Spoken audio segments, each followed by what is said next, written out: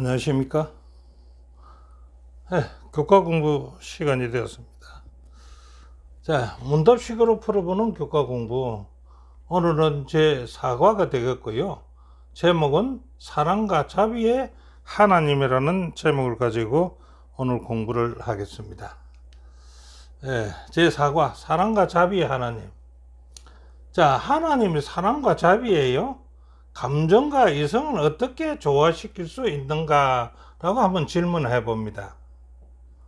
자, 그럼 감정이라는 것이 무엇일까요? 감정. 자, 우리 사람들의 감정은요, 비이성적이기 때문에 훌륭한 인격을 갖춘 사람은 감정적일 수 없다라고 말하지만은요, 하나님은요, 감정적이시지요. 그리고 사람도 감정적으로 하나님께서 창조하셨다는 겁니다. 예, 감정은 하나님과 인간에게 모두가 있다는 겁니다. 그러면 여기서 이성이란 무엇일까요? 이성이라는 것은요, 인간의 본질적 특성이라는 겁니다. 인간의 본질적 특성.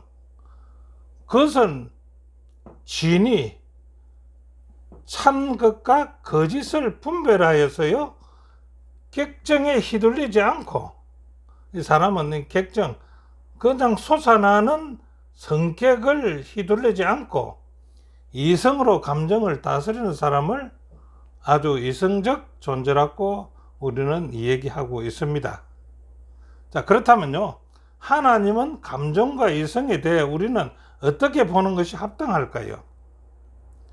자, 우리를 향한 하나님의 사랑은요, 감정을 동반한 사랑임을 느낄 수 있다라고 이야기하고 있습니다. 두 번째는요, 하나님이 깊은 사랑의 감정을요, 가지신다면 그 감정은 본질적으로 나쁘다고 봐서는 안 되지요. 그리고 비합리적이라고도 할 수는 없다는 것입니다. 하나님 감정을요, 인간이 경험하는 감정과 동일하게 생각해서도 안 된다는 것입니다. 예, 우리는 이렇게 봐야 된다 이겁니다. 세 번째는요, 하나님의 감정이 우리에게 어떤 영향을 미칠 수 있는가라고 생각한다면요, 우리를 향한 하나님의 사랑이요, 깊은 감정을 동반하는 사랑임을 우리가 알아야 된다. 그것을 알 때 우리가 얻을 수 있는 아름다운 진리가 그 속에 있다라고 얘기합니다. 그래서 하나님의 감정적인 사랑으로 말미암아서 우리가 아름다운 진리를 알 수가 있다. 그러나 거기에는요, 감정적이든 아니든 하나님의 사랑은 완전하다는 겁니다. 그리고 인간이 경험하는 감정과 동일한 것으로 생각해서는 안 된다는 단서가 항상 함께 있다라고 저자는 50페이지에 기록하고 있습니다. 이것을 볼 때요, 절제되지 않는 감정은요, 아주 문제의 소지가 될 수가 있다라고 얘기하는 겁니다. 그래서 감정은 절제가 되어야 된다라는 얘기가 되겠죠. 그래서 기억절에 보면요, 여인이 어찌 그 젖먹는 자식을 잊겠으며 자기 태에서 난 아들을 긍휼히 여기지 않겠느냐. 그들은 혹시 잊을지라도 하나님, 나는 너를 잊지 아니할 것이다 라는 하나님의 감정의 표현을 기억절에서 우리는 볼 수가 있습니다. 자, 첫째 날요, 어머니 사랑보다 더 귀한 사랑이 어떤 것이 있을까?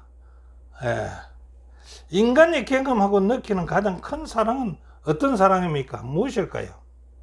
자, 인간이 경험하는 가장 큰 사랑은요, 아마 자식에 대한 부모의 사랑일 것입니다. 엄마의 사랑일 것입니다. 예. 그래서 성경은 종종요, 부모와 자식 관계를 예를 들어서 많이 나오지요. 인류를 향한 하나님의 놀라운 자비를 묘사하며 그와 같은 인간이 나타내는 어떤 깊고 아름다운 감정보다 하나님의 사랑이 비할 수 없이 크다는 것을 강조하는 것입니다. 부모와 자식 간의 사랑을 하나님 사랑과 비교할 수 없이 크다는 것을 강조하고자 하는 것이다 이겁니다. 그 성경은요, 하나님의 사랑의 본질과 깊이에 대해서 성경은 어떻게 묘사할까요? 자, 부모의 사랑, 엄마의 사랑을 성경은 어떻게 표현하느냐라고 이제 묻는다는 것입니다. 그래서 시편 103편 13절에 아비가 자식을 불쌍히 여긴 같이 여호와께서 자기를 경외하는 자를 어떻게 한다고요? 불쌍히 여기신다 이렇게 합니다. 이사야 49장 15절에는요, 여기 하나님의 사랑이 감정된 사랑이 나타나는데 여인이 어찌 그 젖먹는 자식을 잊겠으며 자기 태에서 난 아들을 긍휼히 여기지 않겠느냐? 그들은 혹시 그 엄마는 혹시 잊을지라도 나는 우리를 잊지 아니할 것이라고 이사야 49장 15절을 말씀했고요. 에레미야 31장 20절에는 하나님은요, 당신의 언약 백성이 자주 당신을 배반하고 근심하게 했음에도 불구하고 그들을 사랑하는 아들과 기뻐하는 자식으로 여기신다는 것입니다. 그렇지만 하나님은요, 내가 그로 인하여 애를 태어나니 내가 반드시 그에게 긍휼을 베풀리라 라고 선언을 했다는 것입니다. 대단한 사랑 아니겠습니까? 세 번째는 우리를 향한 하나님의 사랑이 부모의 자애로운 마음과 비슷하다는 사실을 아는 것은 우리에게 어떤 위안을 줍니까? 어떤 위안을 줘도 이것은요, 하나님의 마음을 표현하는 직관적인 언어로 백성을 향한 하나님의 자비로운 사랑의 깊이를 나타내는데 그들의 부정에서 불구하고 하나님은 모든 합리적인 기대를 넘어 당신의 백성에게 풍성한 자비와 긍휼을 한없이 베푸신다는 것입니다. 네, 교훈에는 저자는 이렇게 말합니다. 하나님의 사랑은요, 인간의 어떤 사랑도 비교할 수 없을 만큼 크기에 인간의 부정함에도 불구하고 당신의 백성에게 풍성한 사랑과 자비를 한없이 베푸시는 하나님의 사랑이라고 얘기하고 있습니다. 자, 둘째 날은요, 애끓는 사랑. 애끓는 사랑이야. 인류를 향한 하나님이 청량할 수 없을 크고 자비로운 사랑이요, 성경은 어떻게 표현하나 한번 볼까요? 호세아 1장 2절에 그렇게 합니다. 하나님은 선지자 호세아에게 너는 가서 음란한 여자를 맞이하여 음란한 자식을 낳아라. 이 나라가, 이제 여기서는 하나님의 이제 사랑이 표현됩니다. 이 나라가 여호와를 떠나 크게 음란함이라 라고 말씀하십니다.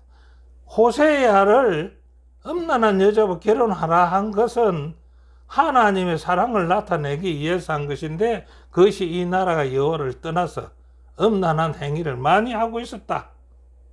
호세아서에서 호세아를 너는 가서 음란한 여자를 맞이하여서 결혼하라는 이 호세아에게 보낸 기별이 하나님이 우리를 사랑하는 것을 말하고 있다라고 볼 수가 있다는 것입니다.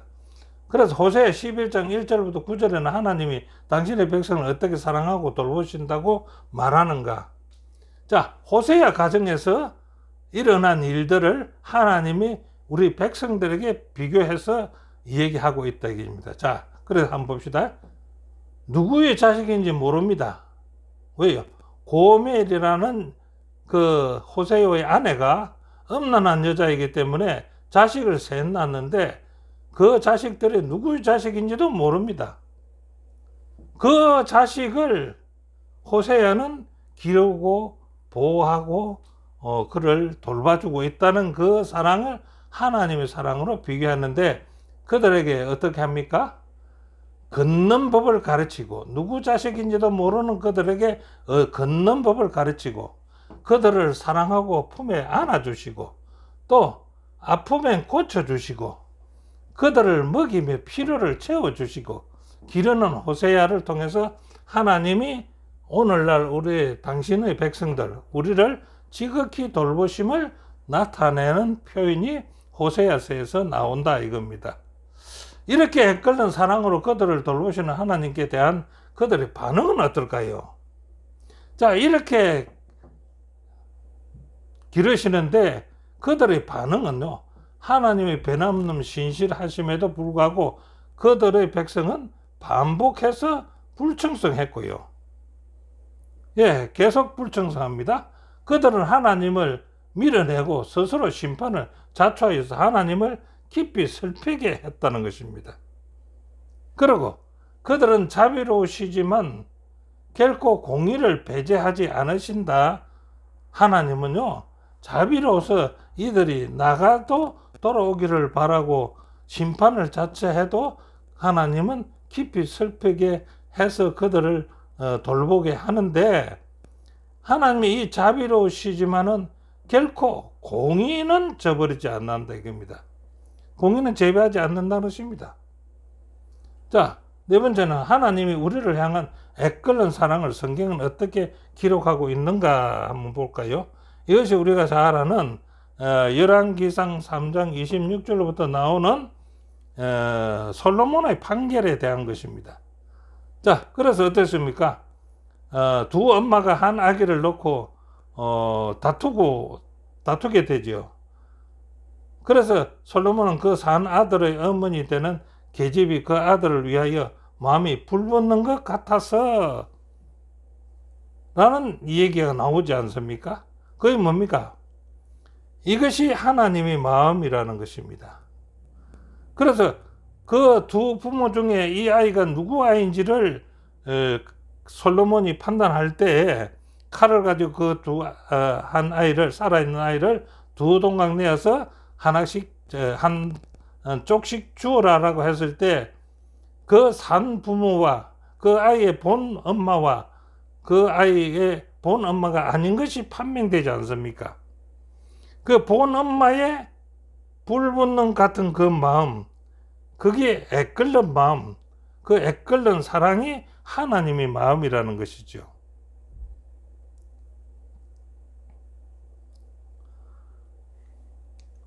자, 그래 교훈은 이렇게 말합니다. 아이에게 필요를 제공하고 양육하는 부모의 사랑, 그들을 향해 느끼는 불붙는 것 같은 마음을 통해서 하나님은 당신의 백성에 대한 사랑의 강도를 나타내 보였다라고 얘기합니다. 자, 셋째 날 예수님의 긍휼입니다. 자, 신약 성경은 하나님의 긍휼을 어떻게 묘사하고 있는가? 네, 바울이 묘사한 하나님은요, 자비의 하나님, 자비의 아버지시죠. 모든 위로의 하나님이시죠. 그 다음에 긍휼이 풍성하신 하나님으로 또 우리를 사랑하신 그 큰 사랑을 인하여 인류를 구속하신다고 성경은, 신약 성경에는 설명하고 있습니다. 그것을 비유적 표현을 했을 때 마태복음 18장 27절에 그랬죠. 1만 달란트를 빚을 탕감해 준 주인의 긍휼을 하나님의 긍휼로 표현했습니다. 그 다음에 누가복음 10장 33절에는요, 강도 만난 자를 구하는 사마리아인의 자비를 하나님의 긍휼과 자비에 비유를 했다는 것입니다. 누가복음 15장 20절에 집나간 탕자를 맞이하는 아버지의 긍휼함을 신약 성경에서는 하나님의 자비와 긍휼을 묘사했다는 것입니다. 이렇게 예수님을 통해서 비유로서 묘사한 하나님의 사랑을 나타내는 것입니다. 자, 그 다음에 그리스도께서 사람들이 공경에 처한 자들을 어떻게 긍휼을 베푸시는가? 예, 예수님께서 사람들이 공경에 처한 자들을 어떻게 긍휼을 베푸시는지 한번 볼까요? 마태복음 9장 36절에는요, 목자 없는 양으로 보시고 민망히 여기시는 예수님입니다. 여기 민망이는 괴로워한다는 뜻입니다. 그래서 목자 없는 양 같은 무리를 보시고 하나님은 괴로워하신다. 그런 예수님이시다. 마태복음 14장 14절에 예수께서 큰 무리를 보시고 불쌍히 여기사 병인을 고쳐주시는 예수님으로 묘사했습니다. 마가복음 1장 41절에는 예수께서 민망히 여기사 문둥병을 고쳐주신 예수님으로 묘사했지 않습니까? 그 다음 누가복음 7장 13절에는요, 세리와 죄인의 친구가 되어 주시는 예수님. 이 외에 많은 기록들이 있습니다. 그 기록을 다 여기 기록하지 못하지만은, 그래 예수님께서 사람들을 공경에 처했던데 어떠했던지 긍휼을 베푸시는 예수님이시다라는 것을 보여주는 것입니다. 자, 세 번째는 인류를 바라보시는 예수님의 궁휼하심을 어떻게 묘사하는가? 인류를 바라보시는 예수님의 궁휼하신 마음, 그것이 성경 마태복음 23장 37절에 표현되어 있는 것이 뭡니까? 예루살렘 도성을 바라보면서 눈물을 흘리시던 그리스도의 암탉이 그 새끼를 날개 아래 모음같이 내가 내 자녀를 모으려 한 일이 몇 번이더냐? 그러나 너희가 원치 아니하더라 이거죠. 예수님은 그 인간들에게, 우리 인간에게 긍휼을 베풀려고 이렇게 도성을 향해서 눈물을 흘리고 암탉이 자기 새끼를 품 안에 모음같이 한 일이 많다는 겁니다. 그러나 원치 아니하더라. 신명기 32장 11절에는요. 마치 독수리가 그 보금자리를 어지럽게 하여 그 새끼 위에 너풀거리며 그 날개를 펴서 새끼를 받으며 그 날개 위에 그것을 없는 것 같이 보호하더라. 이 말은 뭡니까? 독수리가 새끼를 이제 까가지고 그 새끼가 날 때가 됐으면 이제 교육을 시키는데, 그래서 그 새끼들을 보금자리에서 밀어냅니다.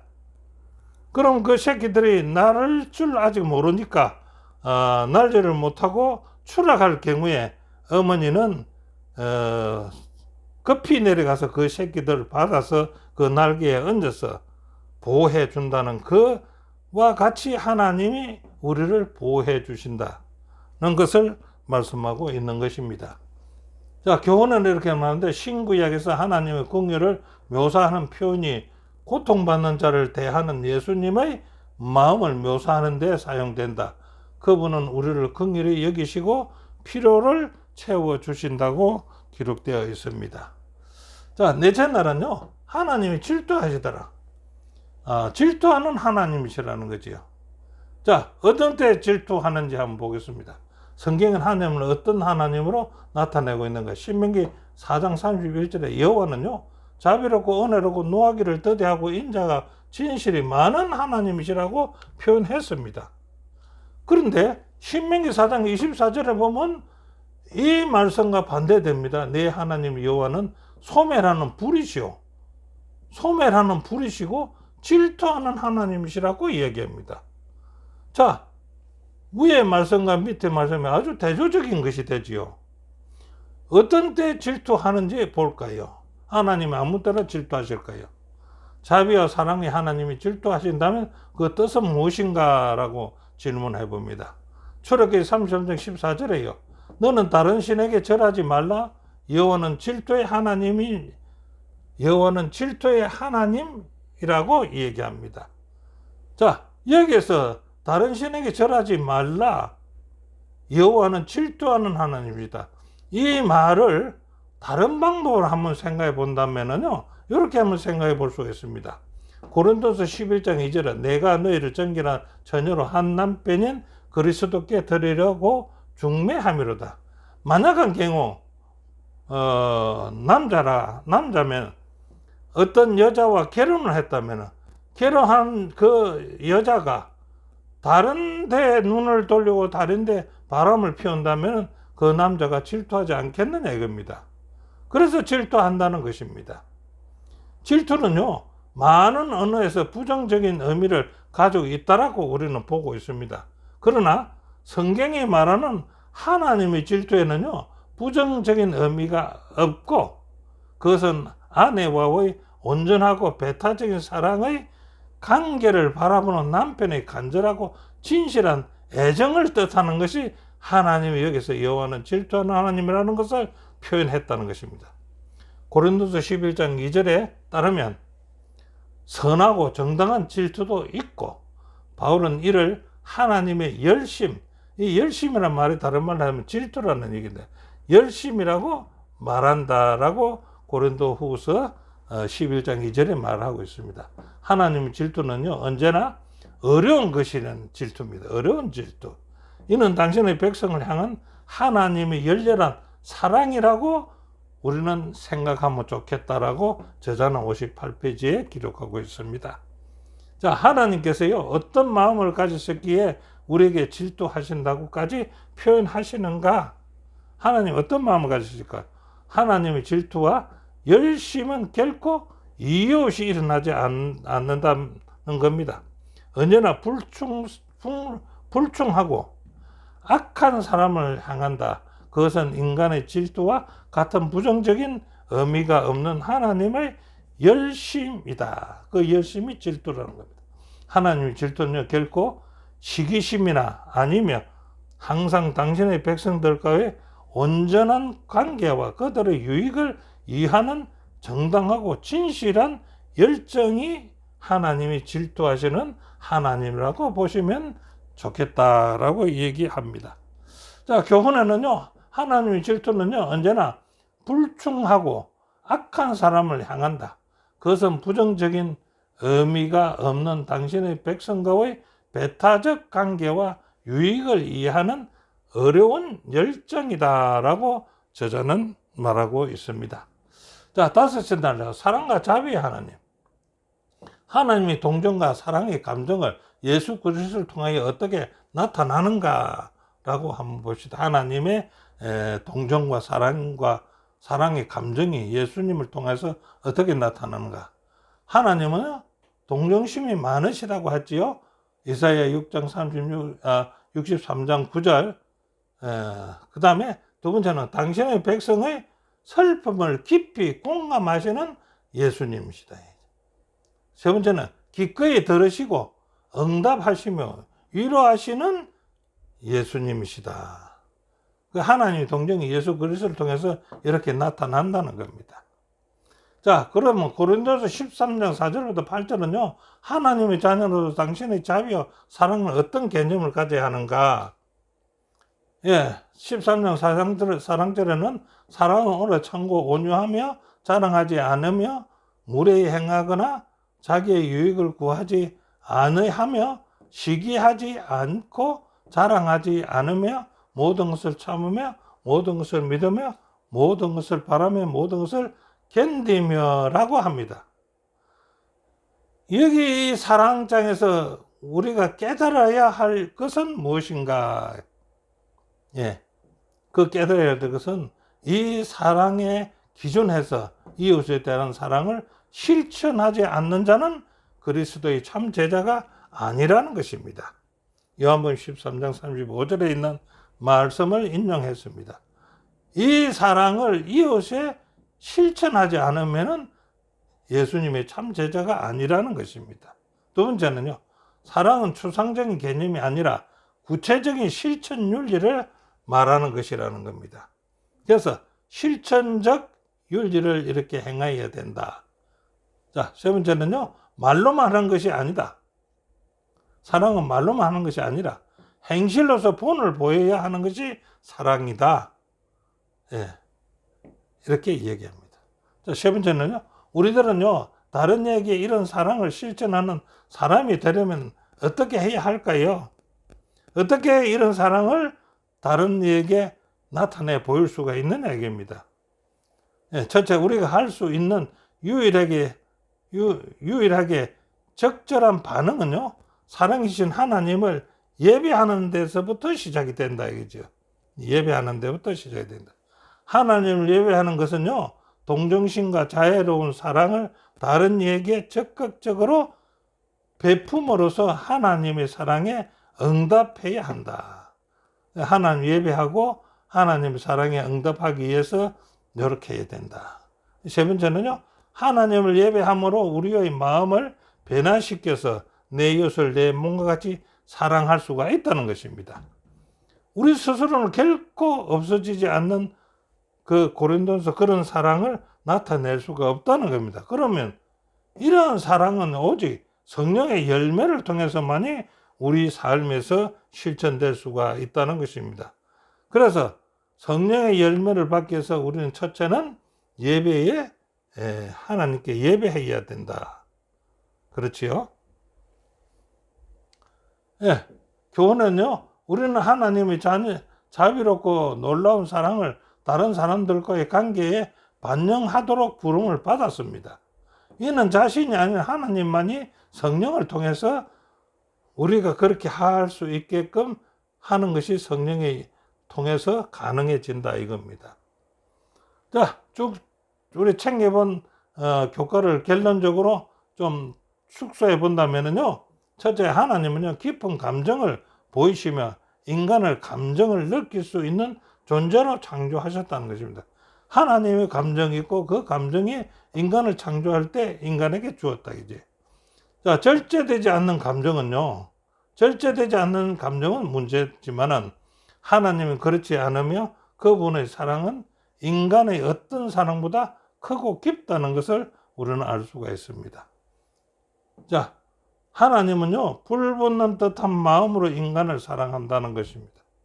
불붙는 듯한 마음으로 하나님의 마음이 인간을 사랑한다. 긍휼히 여기시고 필요를 채우신다.